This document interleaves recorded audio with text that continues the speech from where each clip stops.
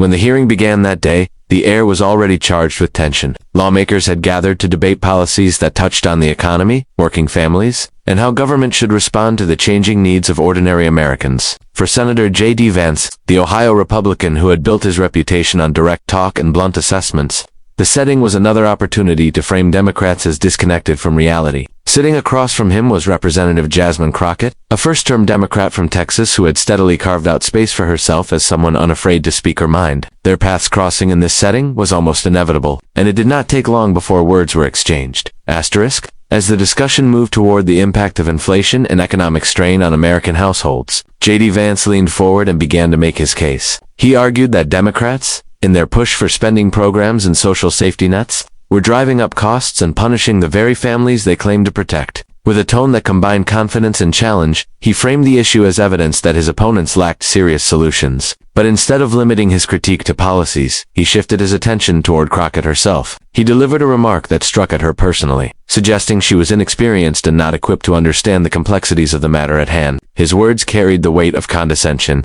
as if dismissing her right to be part of the conversation. Asterisk for those in the room. The moment was sharp. Vance, who had often sparred with others in similar fashion, appeared to believe his pointed comment would land as a reminder of hierarchy and authority. He had, after all, cultivated an image as someone who could take on opponents with quick remarks that both his supporters and critics would remember. This was not a heated insult hurled in anger, but it was an insult nonetheless, a calculated attempt to frame Crockett as someone out of her depth. It was the kind of remark that could easily unsettle a newer member of Congress or shift the perception of authority in the room. Asterisk. Observers familiar with Vance's style were not surprised. Since entering politics, he had shown a willingness to press opponents in ways that made them uncomfortable, sometimes with the intent of drawing them into exchanges where he could dominate the stage. His background as a best-selling author and his rise from modest beginnings had given him both credibility and a sharpness in tone that he often leaned on during high-stakes debates. That day, he used those tools not only against ideas but against a fellow lawmaker, with the assumption that the room would lean in his favor. Asterisk. The remark lingered. Vance's words suggested that Crockett lacked the experience and sophistication necessary to weigh in on matters of national consequence, and in a political arena where image and presence matter almost as much as substance, such a statement was more than just casual criticism. It was an attempt to draw boundaries, to imply that one voice was worth less than another. For a brief moment, he seemed to hold the upper hand. Asterisk. In the gallery, some leaned forward, waiting for what would come next. On one side of the aisle, his allies nodded slightly, recognizing his tactic as familiar and effective. On the other, Democrats exchanged glances, sensing the personal nature of the remark. While hearings often carried sharp exchanges, this was something different. It was not about the numbers or the reports being cited, but about credibility and respect. Asterisk. The key trigger in that exchange lay in the way J.D. Vance framed his criticism. By turning the conversation from policies to personal capacity, he drew a line that Jasmine Crockett could not ignore. He had not simply said Democrats were wrong in their approach, he had suggested that she, in particular, did not measure up. The words were not shouted or delivered with dramatic gestures, but their meaning was unmistakable. In that moment, the insult created a crossroads. Crockett could either let the comment stand and risk its weight defining her in the room, or she could answer back in a way that not only defended her credibility, but reshaped the tone of the exchange. Asterisk. It was this sharp, dismissive remark from J.D. Vance that became the spark for what followed. By underestimating his opponent and choosing to diminish rather than engage, he set the stage for a response that no one in the chamber would forget. Asterisk. Jasmine Crockett did not let the silence stretch too long after J.D. Vance's remark. She shifted slightly in her chair, her posture signaling that she was not rattled, and when she leaned into the microphone, her tone was measured but firm. The moment demanded clarity, and she knew that allowing his words to stand unchallenged would cast a shadow over her contributions. Instead of reacting with visible frustration, she chose to answer with substance. Her voice carried an even rhythm as she began to outline why she was not only qualified to speak but why her perspective was necessary in the discussion. Asterisk. Crockett started by reminding the room of the community she represented back in Texas. She described families who were grappling with rising grocery bills, small business owners who were caught between inflation and labor shortages, and young workers trying to make ends meet while paying off debts. These were not abstract examples. They were stories she had heard directly from constituents who sought her help. By tying her response to real-world struggles, she positioned herself not as someone speaking in theory, but as someone rooted in the lived experience of the people most affected by the policies under debate. It was a deliberate contrast to Vance's suggestion that she was out of her depth. Asterisk. She then moved to highlight her record since arriving in Congress. With steady precision, she listed legislative efforts she had supported that addressed issues of affordability, healthcare access, and community investment. Each point she raised was tethered to data or to personal accounts from the people she served. She did not need to embellish. The facts spoke for themselves. Her approach was not to attack Vance directly but to dismantle the frame he had tried to put around her that she lacked seriousness or substance. In doing so, she reminded everyone present that she had put forward real proposals, had sat at negotiation tables, and had taken on responsibilities that affected millions. Asterisk, as she continued, Crockett's response gained momentum. She acknowledged that disagreements over policy were natural and expected, but she drew a clear line between legitimate debate and the act of dismissing a colleague's credibility. She argued that undermining her experience did nothing to help the families struggling with inflation or the workers in need of fair wages. It was, she implied, a distraction from the seriousness of the issues at hand. Her words carried a calm authority, the kind that does not rise in volume but rises in weight. Asterisk J.D. Vance listened from across the panel, and though his expression remained controlled, it was evident that Crockett had shifted the dynamic. He had framed her as inexperienced, yet here she was citing legislative details, pointing to community impacts, and demonstrating that her knowledge was not only sufficient, but essential. By keeping her response anchored in facts, and in the voices of the people she represented, she stripped his insult of its power. What might have been an easy dismissal instead became an opening for her to assert her presence in a way that resonated beyond the walls of the hearing. Asterisk observers in the room noticed the change in energy. Some who had been nodding along with Vance's earlier points now leaned back, taking in Crockett's calm yet firm rebuttal. Others, especially her allies, gave subtle signals of approval, recognizing that she had not only defended herself, but had done so in a way that lifted the debate back to policy rather than personality. The contrast between the insult and the reply was stark. One had been sharp and personal, the other steady and rooted in substance. Asterisk Crockett also made sure to remind the chamber that her presence in Congress was not an accident. She pointed out that she had been elected by the people of her district, people who trusted her to bring their concerns into these very rooms. Their voices, she emphasized, carried weight through her, and to dismiss her was to dismiss them. This reminder reframed Vance's remark, making it clear that her role was not about personal prestige, but about representation. The authority she spoke with was not self-declared. It was granted to her by voters who demanded to be heard. Asterisk her words landed with clarity, not bluster. By the time she finished, the space that had momentarily been shaped by Vance's cutting remark now belonged to her. She had turned his attempt at diminishing her into a chance to show depth, resilience, and command of the issues. It was not the volume of her response that mattered, but the content, and the room recognized the shift. Through calm but deliberate words, Jasmine Crockett showed that she could not be easily pushed aside, no matter who tried. Asterisk. The moment Jasmine Crockett finished speaking, there was a noticeable pause in the chamber. Her words, steady and deliberate, had cut through the noise and reframed the conversation. J.D. Vance, who had initiated the exchange with a dismissive remark, now found himself in an unusual position. Where he had expected to have the upper hand, the balance of authority had shifted. The weight of Crockett's fact-driven response hung in the room, and it was clear that his attempt to undermine her credibility had not landed as intended. Asterisk what made the impact so significant was the contrast between the two approaches. Vance had chosen to diminish, to cast doubt on her capacity, relying on the sharpness of his tone and the authority he carried as a senator. It was a tactic he had used effectively in the past, leaning on his reputation for bluntness to unsettle opponents. But this time, Crockett refused to play into the dynamic. She had not met insult with insult, nor had she raised her voice to match his edge. Instead, she methodically dismantled his framing by offering evidence and grounding her argument in the lived realities of her constituents. That choice changed how the exchange was received by everyone watching. Asterisk. For the members of the committee and those following along outside, the power of Crockett's response was that it reminded the room what the debate was supposed to be about. When Vance made his remark, the focus had momentarily shifted from economic policy to personal credibility, but her reply pulled the conversation back to substance. She cited policies she had supported, communities she represented, and specific examples of how proposed legislation would affect everyday lives. In doing so, she neutralized his attack and left him with little space to return to the same line without appearing petty. Asterisk.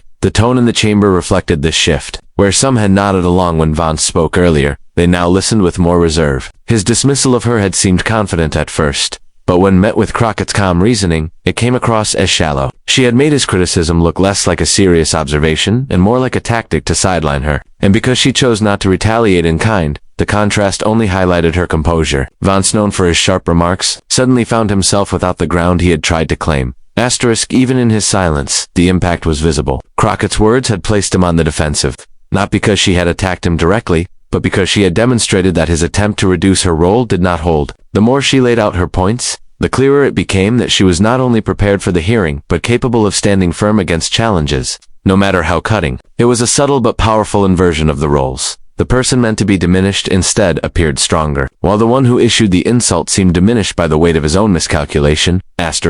Observers outside the chamber quickly picked up on the moment. Clips of the exchange spread across social media, and what stood out was not the insult itself, but Crockett's response. Viewers noted how she had kept her composure and used the opportunity to highlight her record. Analysts remarked that her calm, fact-based approach had left Vance without much to counter. And in politics, perception can matter as much as policy. In this case, the perception was that Crockett had handled herself with authority, while Vance had underestimated her. The hearing continued, but the energy had shifted. Every time Vance spoke afterward, the earlier exchange lingered in the background. His points were heard, but they carried less force, weighed down by the fact that his initial attempt to dismiss a colleague had backfired. Meanwhile, Crockett's contributions seemed sharper, not because her words had changed, but because the room now recognized her presence differently. She was no longer the target of an insult. She was the one who had stood firm and turned the moment around. The lasting impact of the exchange was in how it revealed the limits of Vance's approach. His sharpness and willingness to provoke had often been tools of strength. But when met with calm, confidence, and evidence, those tools lost their edge. Crockett's fact-based response did more than counter his insult. It shifted the terms of the conversation. It showed that credibility is not determined by volume or title, but by the ability to ground arguments in truth and represent the voices that sent you to the table. And in that room, for that moment, it was clear that she had done just that. By the time the exchange had run its course, there was little doubt about who had left the stronger impression. J.D. Vance had entered the discussion with confidence, ready to press his point and diminish Jasmine Crockett's role in the debate. He had assumed that a sharp remark, aimed at her credibility, would tilt the room in his favor, but the outcome proved very different. Instead of silencing her, his words had opened the door for her to command attention in a way that few had expected. Crockett's measured reply had transformed the moment from a test of endurance into a demonstration of authority. What struck many observers was how she managed to take control without ever abandoning composure. In a setting where lawmakers often resorted to raised voices and interruptions, she kept her delivery calm, focusing on the facts and the voices of her constituents. That choice gave her an edge that Vance could not match in the aftermath. His earlier insult began to look less like a bold political maneuver and more like an unnecessary misstep. The very attempt to sideline her had backfired, elevating her standing in the room and beyond. The strength of Crockett's response lay not only in what she said, but in how she carried herself. While Vance had tried to reduce the debate to a matter of credibility, she had elevated it back to substance. That difference made all the difference in perception. To those watching, her presence now carried more weight because she had shown that she could absorb a personal jab and still pivot the discussion back to what mattered. In politics, the ability to remain steady under pressure is often the mark of a skilled communicator, and Crockett displayed exactly that quality in the face of his challenge. For Vance, the moment lingered in ways he might not have anticipated. He was no stranger to sharp exchanges, and many times before he had left opponents scrambling to recover from his barbed comments. But this time, Crockett's refusal to play into that rhythm altered the equation. The silence that followed her rebuttal was not just about her words, it was about the recognition that his tactic had not worked. Even those who might have agreed with his broader arguments on policy saw that the personal jab had been unnecessary and, in hindsight, costly. As the hearing continued, Crockett's interventions carried a new weight. Each time she spoke, the earlier exchange framed her words, giving them more authority than they might have had otherwise. Vance, on the other hand, found it difficult to reclaim the dominance he had assumed at the start. His subsequent points were heard, but they lacked the same force, colored by the fact that his earlier attempt to diminish her had been so publicly turned around. In the subtle dynamics of political theater, perception can shape outcomes as much as votes, and in this case, perception was firmly in her favor. Outside the hearing, the exchange became a talking point. Commentators noted how Crockett had not only defended herself, but had shifted the power dynamic. Clips of the moment circulated widely, with viewers pointing out the calmness of her reply compared to the sharpness of his remark. For many, the takeaway was not just that she had responded well, but that she had demonstrated the kind of steadiness expected of seasoned lawmakers. By contrast, Vance's choice to take the exchange into personal territory seemed miscalculated, an unnecessary detour that had weakened his position. The outcome was clear. Crockett had proven herself in a setting where doubt had been cast on her ability. She left the hearing with a stronger voice, not because she had sought to overpower her opponent, but because she had relied on clarity, composure, and substance. Vance, who had set the stage with his insult, inadvertently created the very opportunity for her to showcase those strengths. His attempt to define her role had ended with her defining it for herself. and the room recognized it. Asterisk, in the world of politics, where image and performance often matter as much as policy, moments like these tend to leave lasting impressions. Crockett's handling of the situation showed that insults could be turned into opportunities, and that calm authority could carry more weight than sharp words. Vance had underestimated her, and in doing so, he had given her the space to rise above his criticism. What began as his attempt to diminish her concluded with her standing taller, her presence reinforced in the eyes of colleagues and the public alike. As the exchange between J.D. Vance and Jasmine Crockett will be remembered not for the insult that sparked it, but for the way it unfolded afterward. In politics, sharp words are common, and clashes across party lines are expected. What set this moment apart was the outcome: unintended dismissal that became an opportunity for strength. Crockett's ability to stay composed and focus on substance reshaped the dynamic of the hearing, turning what could have been a setback into a defining instance of resilience. Asterisk for Vance. The exchange highlighted both the power and the risk of his style. His bluntness and willingness to press opponents have often given him an advantage, earning him attention and setting him apart from more cautious voices. Yet this moment showed that such an approach can falter when met with steady confidence. His remark, designed to undercut, instead elevated his opponent. It was a reminder that political sharpness carries weight only if it leads the conversation forward, not if it reduces it to personal jabs that can be dismantled with clarity. Asterisk. Crockett's handling of the situation reflected a broader lesson about leadership and public life. She showed that credibility is not granted by titles or dismissed by insults. It is earned through consistency, substance, and the ability to remain steady under pressure. Her response resonated not only because of what she said, but because of how she said it, with composure, facts, and an insistence on bringing the focus back to the people she represented. That choice allowed her to rise above the attempt to silence her, and to demonstrate that she belonged fully in the conversation. Asterisk. The ripple effects of the moment extended beyond the chamber. For her supporters, it was a source of pride, proof that she could stand firm against challenges and represent her district with strength. For observers, it was a reminder that politics is not just about who can land the sharpest line, but about who can endure, redirect, and emerge stronger. Even for those who did not share her political views, the composure she displayed earned acknowledgement. It showed that in the often chaotic environment of Washington, calm authority can still carry significant influence. Asterisk. In the end, the exchange underscored a simple but powerful reality. Insults may capture attention, but substance sustains respect. J.D. Vance's remark, meant to define the moment, faded quickly in comparison to the response it provoked. Jasmine Crockett's reply, grounded in facts and delivered with composure, ensured that she walked away with her credibility reinforced. For him, it was a reminder that underestimating an opponent can backfire. For her, it was a demonstration that resilience and clarity can transform a challenge into a defining moment.